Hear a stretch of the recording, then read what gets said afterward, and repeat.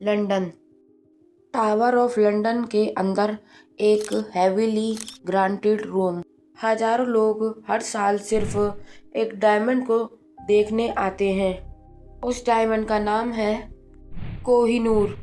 लेकिन अजीब बात यह है, जितनी चमक इस हीरे में है उससे कई ज़्यादा अंधेरा इसकी हिस्ट्री में छुपा है। एक तरफ ब्रिटेन के क्राउन ज्वेलर्स और दूसरी तरफ इंडिया का वो दावा जो आज भी ख़त्म नहीं हुआ। सवाल सिर्फ डायमंड का नहीं, सवाल है हिस्ट्री का।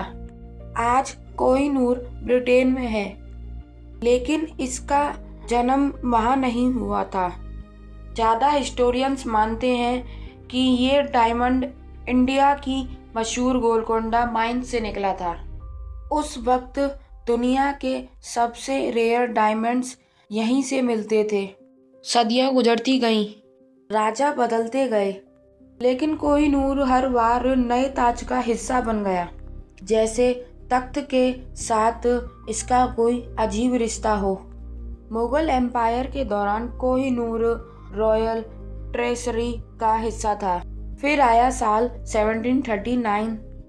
पर्शियन रूलर नादिर शाह ने दिल्ली पर हमला किया।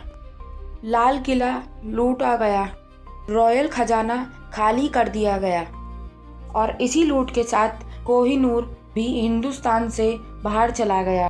कहा जाता है जब नादिर शाह ने पहली बार इस डायमंड को देखा तो उसके मुंह से निकला कोहिनूर माउंटेन ऑफ लाइट। नाम वही रह गया, लेकिन साल रुका नहीं। नादिर शाह की मौत के बाद डायमंड अफगानिस्तान पहुंचा।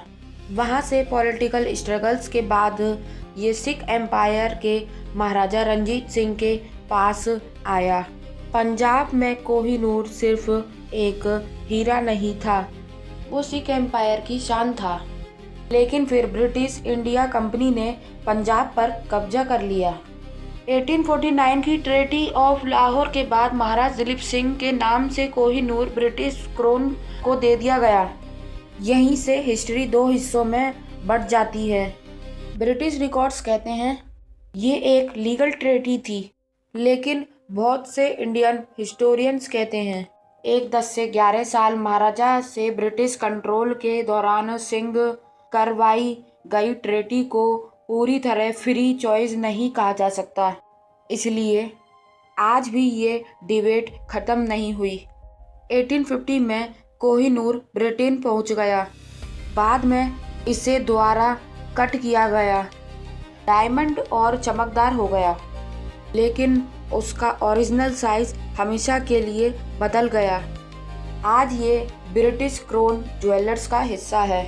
कोहिनूर की असली कीमत उसके कैरेट्स में नहीं है, उसकी कीमत उस हिस्ट्री में है जिसे ना खरीदा जा सकता है ना मिटाया जा सकता है। इंडिया ने कई बार इस डायमंड की वापसी की मांग की। पाकिस्तान और अफगानिस्तान ने भी अपने हिस्टोरिकल क्लेम्स रखे, लेकिन ब्रिटिश का स्टैंड आज भी वही है कि कोहिनूर उनके पास लीगल एग्रीमेंट के जरिए आया। तो सच क्या है? एक लीगल ट्रांसफ़र, ये कॉलोनियल एरा की सबसे बड़ी सिंबॉलिक लूट।